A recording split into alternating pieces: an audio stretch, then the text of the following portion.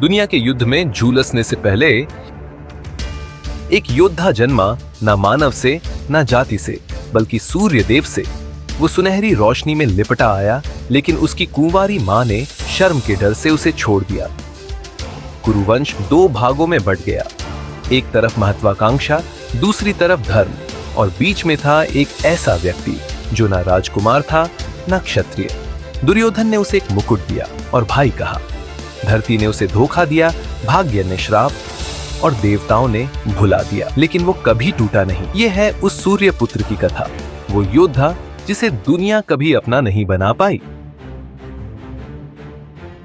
समय से पहले, राजाओं के राज्य बनाने से पहले एक युद्ध था, एक ऐसा युद्ध जो इतना विशाल, इतना दिव्य था कि देवता भी उसका प्रताप देखने रुक गए। यह है महाभारत। सिर्फ एक कहानी नहीं, बल्कि एक पूर्ण ब्रह्मांड। कुरुक्षेत्र में पहला बाण छूटने से पहले जब धर्म भी युद्ध के बोझ से कांप उठा, तब एक भूला बिसरा राजकुमार जन्मा, ना गर्भ से बल्कि मंत्र से, ना महल में बल्कि सन्नाटे में, ना महिमा के लिए बल्कि त्याग के लिए। उसके रोम रोम में सूर्य की रोशनी थी और उसके हृदय में शोक। यह है उस योद्धा की कथा जिसे संसार ने ठुकरा दिया।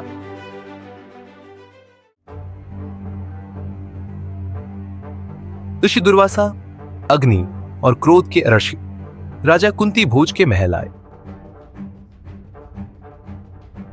कुंती, राजा की कन्या, ने दिन रात उनकी सेवा की।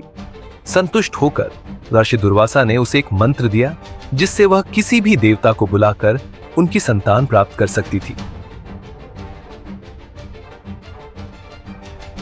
लेकिन ज्ञान के बिना शक्ति मासूम के हाथों में मशाल बन गई। कुंती, जो अभी कुंवारी थी, मंत्र को सिर्फ जांचने के लिए सूर्यदेव को बुला लिया।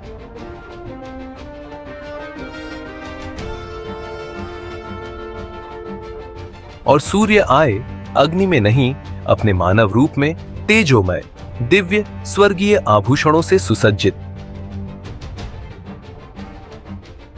सत्य के बंधन में बंधे सूर्य ने कहा, तुमने मुझे बुलाया है, मैं लौट नहीं सकता। अब एक सूर्य जन्म लेगा मेरी अग्नि से।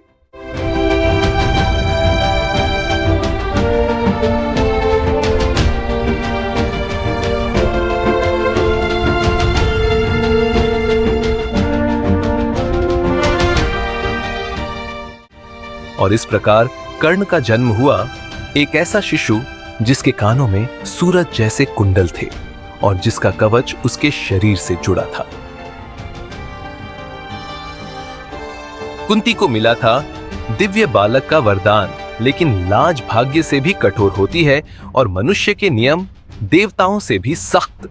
अकेली कुंती ने डर के मारे उस नवजात को रेशम में लपेटकर अश्वा नदी में छोड़ दिया, उसे भाग्य के हाथों सौंपकर।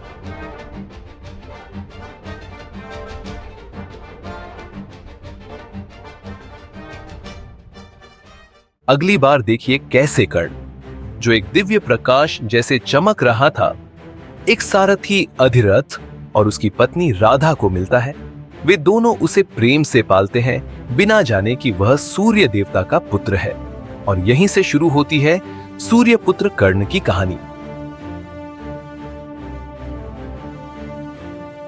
यह सिर्फ एक एपिक नहीं, एक ब्रह्मांड है।